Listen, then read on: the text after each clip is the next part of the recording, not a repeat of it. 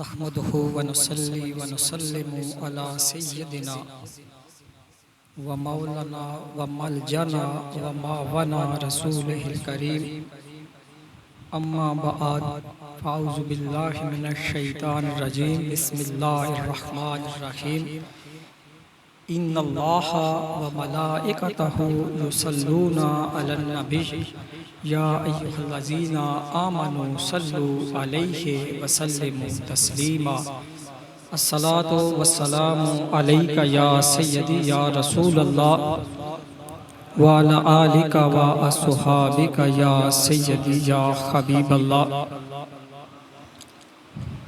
आज की ये बाबरकत बासआदत बाफजीलत महफिल जो है, जनाब मोहतरम व मुकर्रम बरादर अज़ीज़ जनाब तज़ीम अख्तर साहब ने बड़ी मोहब्बत अकीदत और अपने आका व मौला अपने मलजा व मावा हजूर ताजदारे कायनात की ग़ुलामी का सबूत देते हुए, मोहब्बत का सबूत देते हुए अपने इस मैरिज हॉल के अंदर इनकाद की है।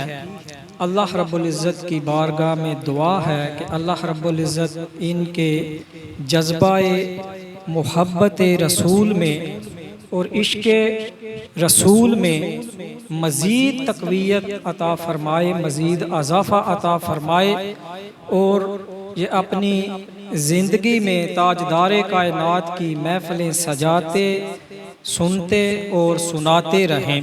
और अल्लाह रब्बुल इज़्ज़त इस बस्ती पर भी अपना करम फरमाए जहाँ आका नामदार मदनी ताजदार हबीब किबरिया फ़ख्र आदम व बनी आदम हज़रत मोहम्मद मुस्तफ़ा मेरे और आपके आका के ज़िक्र की महफ़िलें अक्सर होती रहती हैं।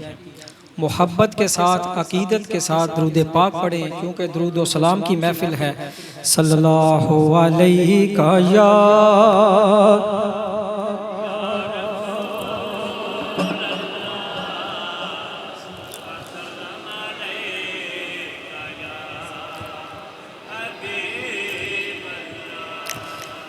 कदमों में बुला लीजिए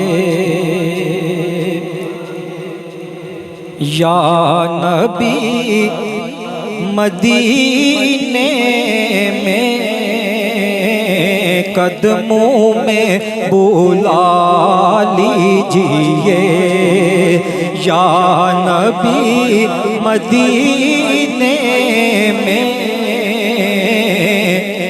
काश मैं चला जाऊं आज ही मदीने में, कदमों में बुला लीजिए या नबी मदीने में, कदमों में बुला और भेजिए दरूद उन पर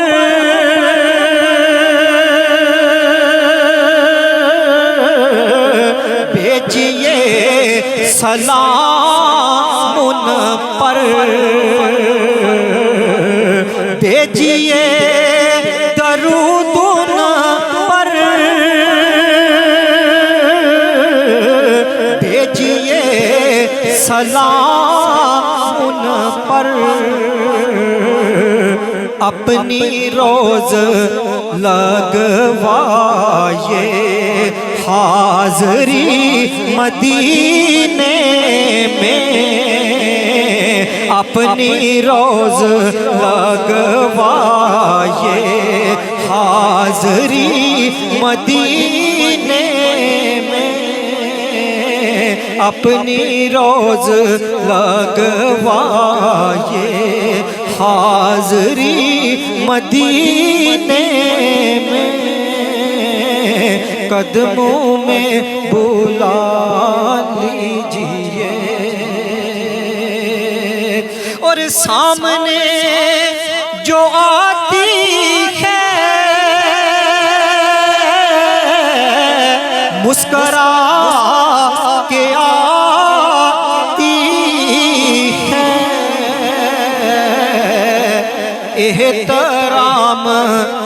करती है, मौत भी मदीने में एहतराम करती है, मौत भी मदीने में कदमों में बुला लीजिए या नबी मदीने में, काश मैं चला जाऊं आज ही मदीने में,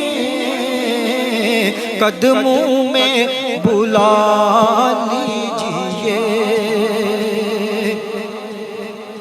अहबाब ज़ीवकार, दरूद व सलाम अल्लाह रब्बुल इज़्ज़त की बाबरकत नेमतों में से वो नेमत है कि जिसके अंदर बेपनाह फ़यूज़ व बरक़ात सिमटे हुए हैं, और दरूद व सलाम के अंदर अल्लाह रब्बुल इज़्ज़त ने बेपनाह फजीलतें, बेपनाह सआदतें, बेपनाह राहतें, बेपनाह मुसर्रतें, बेपनाह रिफ़अतें और बेपनाह अज़मतें रखी हुई हैं। और दरूद पाक और दरूद व सलाम पढ़ने वाले को अल्लाह का कुर्ब, अल्लाह की रज़ा और अल्लाह की खुशनूदी नसीब हो जाती है। और दरूद व सलाम वो लाजवाल दौलत है कि जिस इंसान को ये मिल जाए उस इंसान की दुनिया भी संवर जाती है और उस इंसान की आखिरत भी संवर जाती है। और दरूद व सलाम तंग दस्ती का भी इलाज है, और दरूद व सलाम जो है वो तमाम जिस्मानी और रूहानी बीमारियों का भी इलाज है। दरूद व सलाम पढ़ने वाले को अल्लाह का कुर्ब नसीब होता है।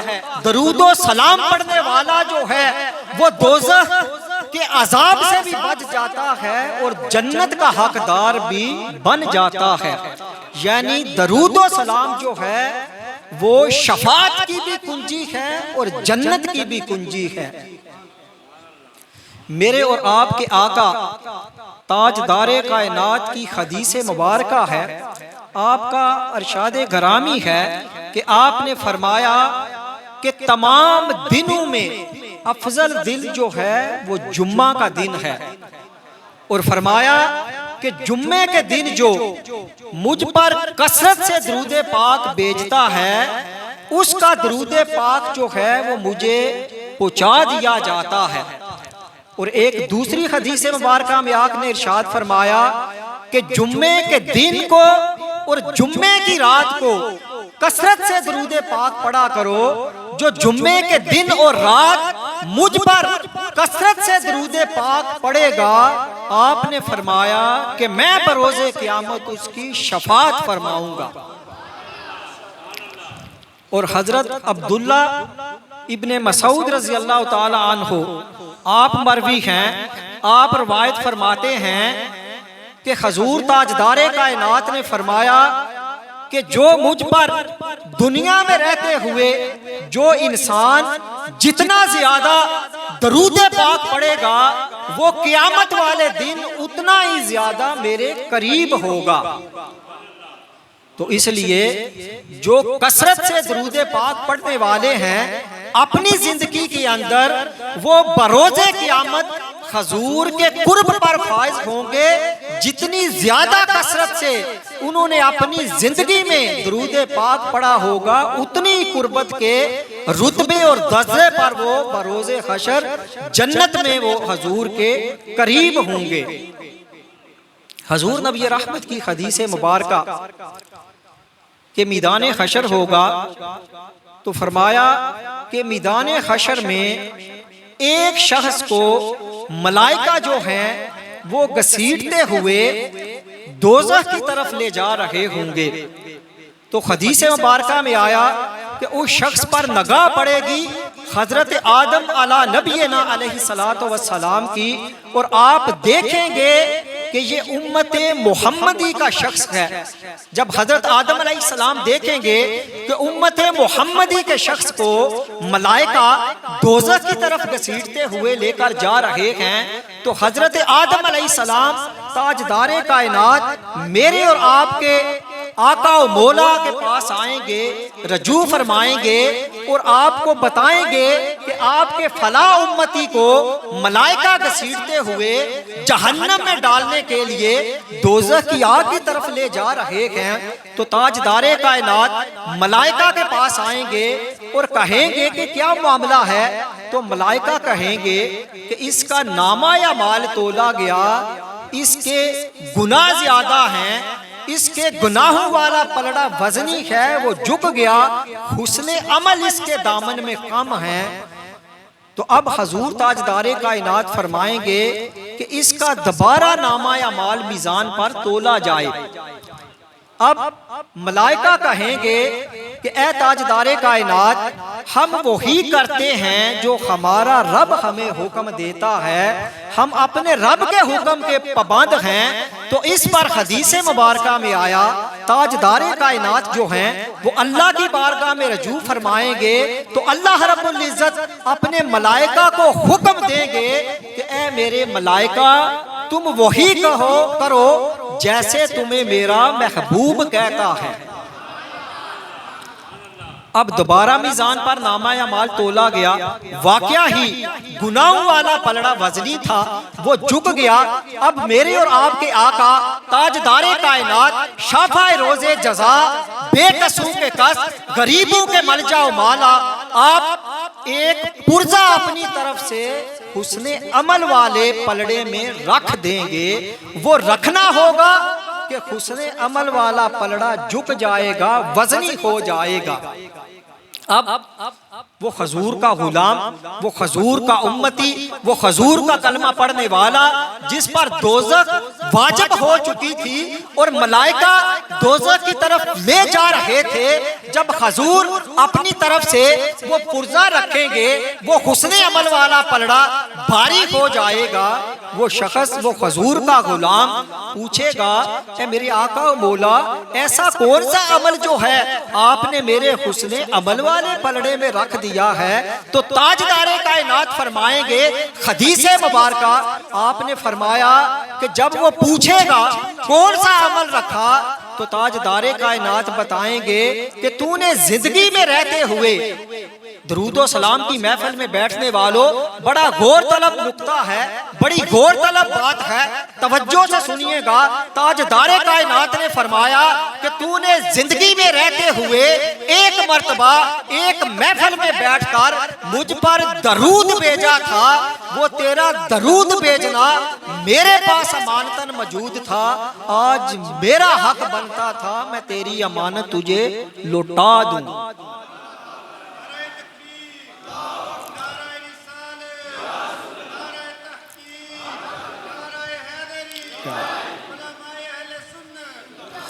तो मेरे अजीज बुजुर्गों, दोस्तों, भाइयों, वो दरूद पाक पढ़ना फकत जिंदगी में एक मर्तबा, जिस पर दोज़ख वाजिब हो चुकी थी, वो ताजदारे कायनात फरमाते हैं कि क्योंकि हदीस मुबारका में जहां कहीं भी हजूर का गुलाम दरूद पढ़ता है, ये मलाइका के जिम्मे है, वो ताजदारे कायनात की बारगाह में पहुंचा देते हैं।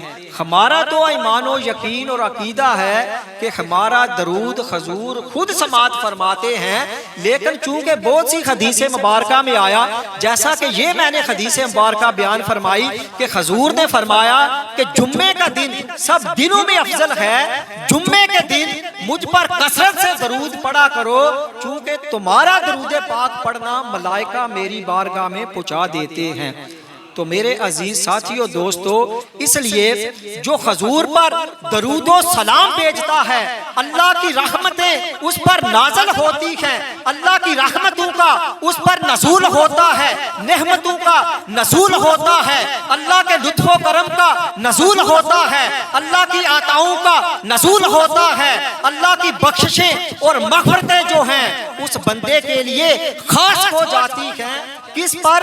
जो दरूदो सलाम पढ़ता है। और मेरे अजीज बुजुर्गों दोस्तों, जो दरूदो सलाम की कसरत करता है, जो दरूदो सलाम का वजीफा अपनी जिंदगी में अपना लेता है, जब वो कब्र में जाता है तो उसकी कब्र जो वहशत का घर है, जो दहशत का घर है, जो खंदेरी काल कोठरी है, वो बुक्काए नूर बन जाती है। और जब ताजदारे कायनात कब्र में तशरीफ फरमा होते हैं तो दरूदो सलाम पढ़ने वाले को हुजूर की पहचान भी नसीब होती है, हुजूर की मार्फत भी नसीब होती है। और जिसे कब्र के अंदर हुजूर की मार्फत और हुजूर की पहचान नसीब हो जाएगी, उसकी कब्र जो है वो जन्नत का बाग बना दी जाएगी।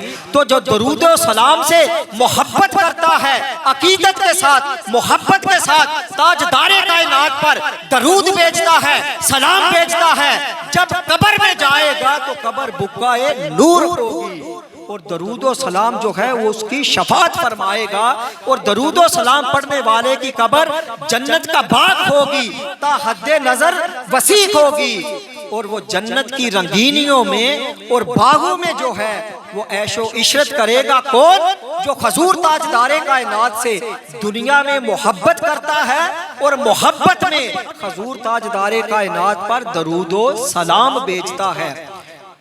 इसीलिए मैंने एक मकाम पर लिखा कि शम्मा इश्क़े नबी यारो जला लो अपने दिल अंदर, चानन ऐश शम्मा दा कब्र अंदर सदा रहना, चानन ऐश शम्मा दा कब्र अंदर सदा रहना।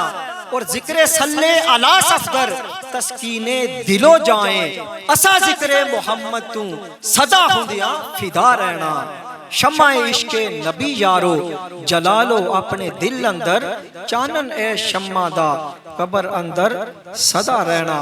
इमाम शरफुद्दीन बुसीरी का वाक़या आपके सामने बयान करूंगा और इजाज़त चाहूँगा। इमाम शरफुद्दीन बुसीरी रहमतुल्लाह ताला अलैह बहुत बड़े ताजर भी थे, बहुत बड़े आलम भी थे और अरबी अदब के फाजल भी थे और शायर भी थे। आपको फालिज का मर्ज लाहक हो गया, आप बिस्तरे मर्ग पर हैं, बिस्तर पर हैं, फालिज का मर्ज है, तो आपने ख्याल किया, सोचा कि क्यों ना मैं ताजदारे कायनात की बारगाह में दर्द भरा कसीदा लिखूं, तो जो दरूदो सलाम से मामूर भी हो और जिसके अंदर दर्द भी हो। यानी वो कहते हैं मैंने सोचा कि क्यों ना मैं अपने आका मौला की शान में दर्द भरा कसीदा दरूदो सलाम से मामूर हो वो लिखूं। तो उन्होंने 166 अशार पर मुश्तमिल जो है कसीदा लिखा। तो ताजदारे कायनात जो हैं वो आपके ख्वाब में तशरीफ लाए।